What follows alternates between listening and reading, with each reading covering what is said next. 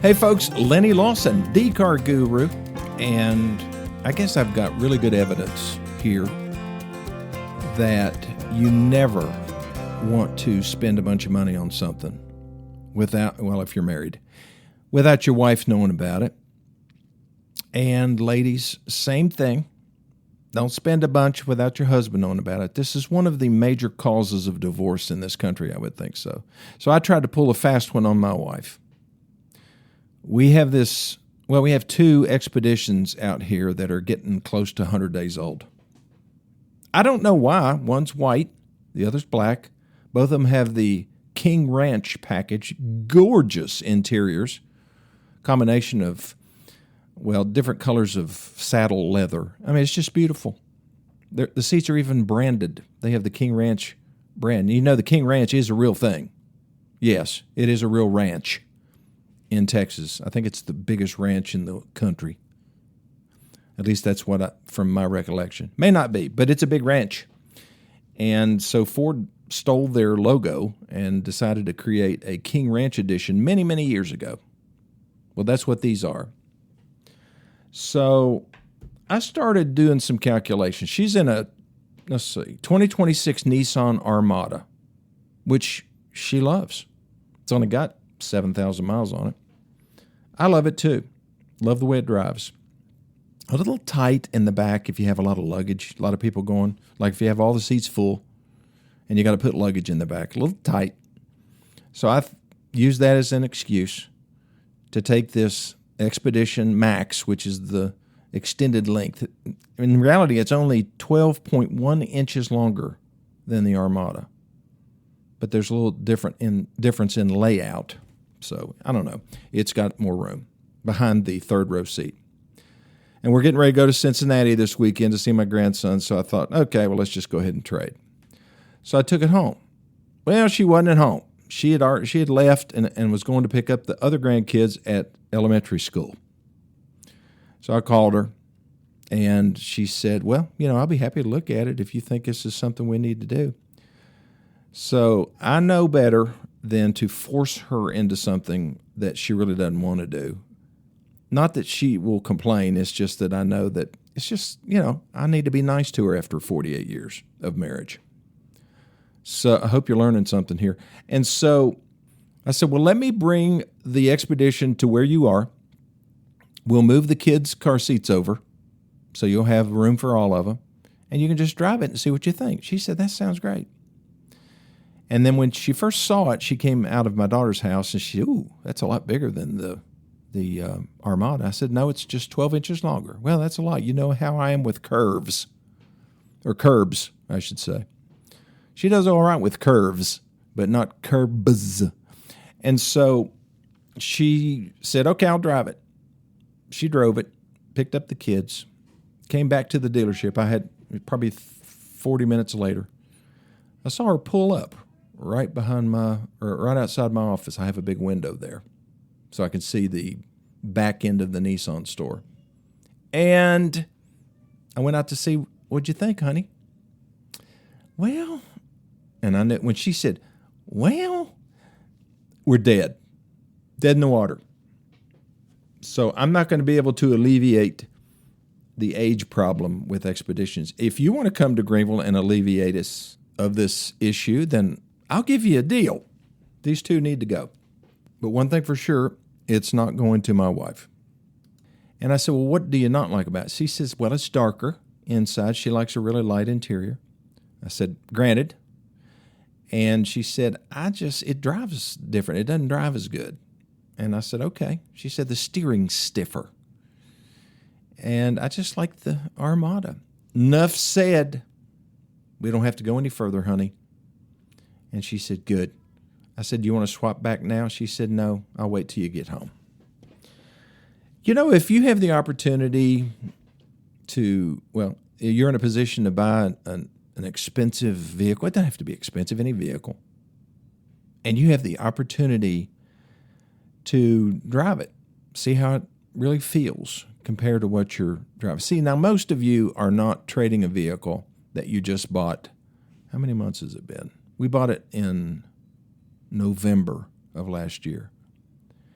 And so it's not quite been a year, and it's only got 7,000 miles on it. Most people don't trade that early, and they shouldn't, because that's where the big hit of depreciation typically is. Now, the good thing about a lot of the vehicles that we sell now is the depreciation curve has flattened out some. It is not steep like it used to be.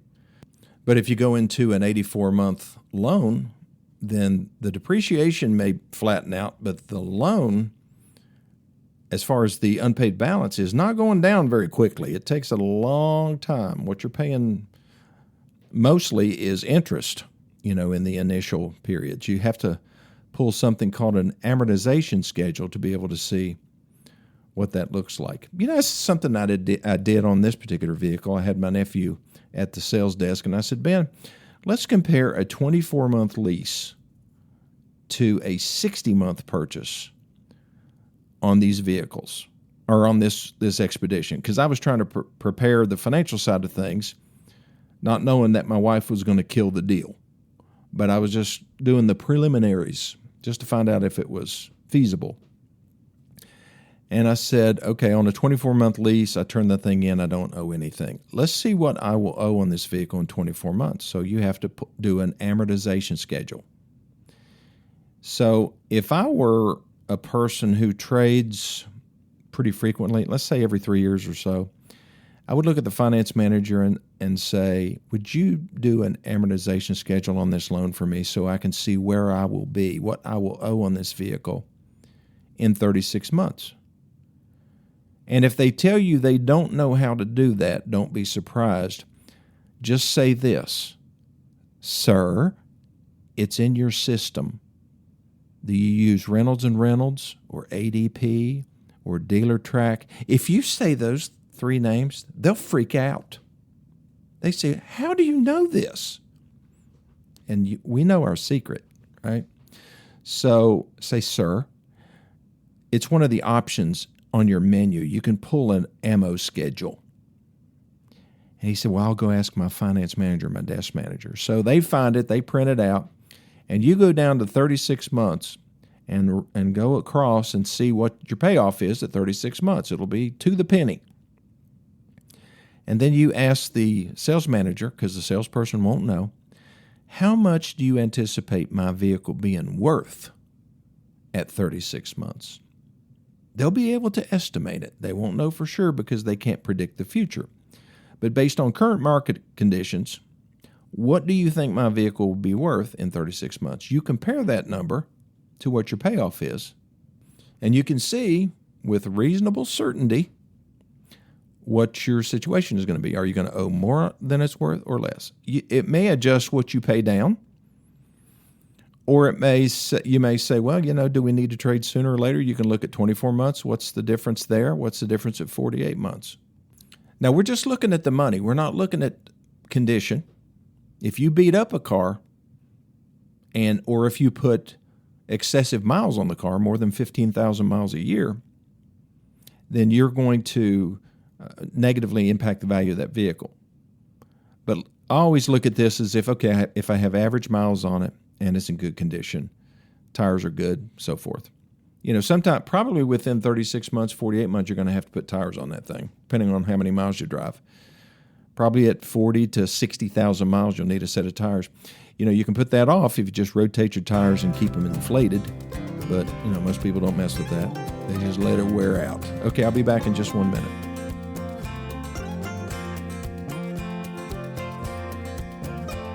Okay, I'm back. So I'm really putting a lot of thought into the financial side of this, which most people don't do. Most people just say, what's my monthly payment going to be? And that's all they think about. And I know it's important because you have to fit your monthly payment into your monthly budget. I mean, you can't afford a $1,500 a month payment if, your net income or your gross income won't allow it and won't allow you to be able to eat at the same time or pay your rent. So it's vital for people who have less means to do this even in a more detailed way. But guess what? They're the ones that just shoot off at the mouth Get me to $350 a month and we're good, and it's just sad. The people that don't have money are the ones that need to be the most careful. I mean, when you're making $150,000, $200,000 a year, you can afford to make a pretty sizable mistake on a car purchase. It's not going to kill them. But if you're just barely scraping by now, you better be careful. I don't care if you're buying a Hyundai or a Kia or a Mazda. It doesn't matter. You've got to go into the deal right. So you got to handle the financial side before you go to the dealership. But when you're in the dealership, use that resource. They're the ones with the computers. They're the ones that can calculate purchase and payments. You just have to make sure that they're basing all that on the right number and that you hit the 4 targets. Negotiate the selling price of the vehicle. Separately, negotiate what they're paying you for your trade-in. Separately, negotiate the terms of the loan. What kind of interest rate are they giving you? I had a lady come in my office yesterday wanting me to help this lady that has, a Chevrolet Trax, which is just a little Korean-made Chevrolet that they sold for a while. And she wants out of it. And I said, why does she want out of it? I said, well, she's put a lot of miles on it, and she owes $21,000 on it. She paid $9,000 down. I said, that doesn't sound right. Those weren't expensive cars to begin with. She said, I know. And she is paying 12.49% interest, and her goal is to lower her payment. I said, what's her payment now? She said, $400. That's just about impossible. You mean you don't have something at your little used car lot up the road, which we do have a used car lot up the road where we sell lower-end used cars? I said, no, that would make matters even worse, probably. So this is a difficult situation, but it's not impossible. What you have to do is have her come in and sit down with me and let us figure this out with the computer in front of us. And then we might be able to come up with some type of a solution. But, if she's at $400 a month, how much is she wanting to save? Because if she's wanting to save $100 a month, it's not going to happen. As expensive as decent used cars are, and you can't finance them as long, it's going to be an issue. And then you have to consider this. The vehicle that she has now is still under the factory warranty. I think she bought an extended service contract as well, so she's got that. But if you buy some used car, whether it's from me or anybody else, it's more than likely being sold as is without a warranty. If she has a major failure, where does she stand then? She might be saving. Maybe she can get it for $50 a month less. So I'd rather have a newer car with a warranty than an older car without a warranty. If all it's costing me is $50 a month, I mean, we're just talking dollars a day, dollars and cents. So this is the kind, I just wish everybody had somebody they could talk to like me before they go out and buy a car. And just before they fall into the traps. Oh, yeah, the fourth thing that you have to negotiate are the aftermarket products. Gap insurance, guaranteed asset protection. That's what that stands for. Extended service contracts, these mop and slop packages that dealers sell to people. Guaranteed wax jobs. If somebody tries to throw that at me, and a lot of dealers put that on an addendum sticker that, you've got all these protection packages, dent, ding, tire wheel, all that stuff. First thing I'm going to say when I walk up to that, say, you see that little extra sticker? You might as well tear that out because I'm not taking any of it. Well, it's already on the car. No, it's not. It's insurance. I'm not taking that. If you won't take that off, we can just stop right now. He'll go in and talk to his manager. He'll come back 5 minutes later. Okay, we don't have to talk about that. Well, he'll take that off. What else do we have to take off? Oh, young man, we're just getting started. I mean, that's the best way to handle it. You don't have to be a smart aleck. And you don't have to be mean either. You can be nice. Just tell them what you intend to do. But like I said, I mean, I just wish that everybody had somebody. It doesn't have to be me, but it's somebody that has a lot of experience buying cars and knows financing and knows how to set a budget. And, especially young people, before they start making egregious errors in their financial path, just sit down and talk to somebody that can coach you a little bit. That's one of the reasons. Well, that's what I need to do in my next teen driver thing. But the problem is that a lot of the kids that come to the teen driver event, which a lot of kids come, we're going to be doing another one in about a month. They're not there to learn about financing. I can only cram so much into 2 hours. So I'm talking about, what you do and don't do in a traffic stop if you're pulled over. How does a car work? What are all the different components of a car? How do you jump start a car? What are the main causes of car accidents? What are the ramifications of being reckless and having accidents, and what does it do to your insurance? Stuff like that. How to check the oil, how to put air in tires, how to tell how much air goes in the tires. These are things that we teach at the teen driver thing. But I think they're too young to really start diving into the financial aspects of it. I think maybe a high school, definitely before somebody graduates from high school. And then when they're getting ready to graduate from college, if they're going to be on their own or from a trade school, they need to have some serious financial discussions with somebody who knows what the heck they're talking about. And you may not. If you're a parent or a grandparent or whatever, and you've got terrible credit and you're struggling, and most of the reason you're struggling is the fault of your own, you don't need to be coaching your kids. You can't just say, well, don't do what I did. That's just not enough information. You've got to be able to tell them what they should do. This is how you do it. And if you don't do it this way, these are the consequences. If you do it right, not just buying a car, but getting an apartment, buying other things. I remember my wife and I went to Kingsport. I was so excited. We were living in an apartment. I didn't even have a couch. Our couch was a mattress with a quilt over top of it. We had nothing except, I take that back. I did get, as a wedding present, an octagonal kitchen table and chairs, cane back chairs. We were so proud of that. It's really a joke now. You look back at it, but, when you're 21 and newly married and you get something like that, you have arrived. And then I got some other secondhand furniture. But, our couch was a mattress covered with a quilt. But I'd finally saved up enough money to get something that Tara and I both wanted, and that was a stereo. I'd gone through all of college with no good tunes. And so we went to Kingsport. I can't remember the name of the store, but I wanted a Yamaha because that's what my brother had. I got a Yamaha turntable, a receiver, and amp together, and then Yamaha speakers.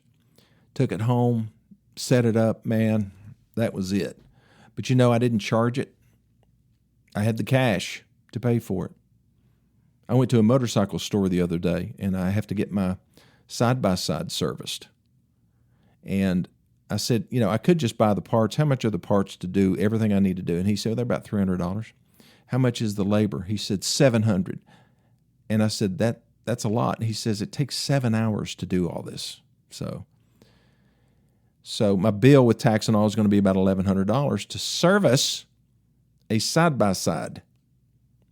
And people think it costs a lot of money to service cars. Yeah, it does. But these motorcycle places charge a lot too. But my point is, I was talking to this salesperson. I said, what my rule always was? He said, what? I said, you never finance a toy. You can finance a car, finance a house, finance other things, maybe not furniture, but you never finance a toy. If you can't afford to pay for a toy, like a motorcycle, side-by-side, boat, jet skis, don't buy them. You don't deserve them yet. I'll be back in just 1 minute.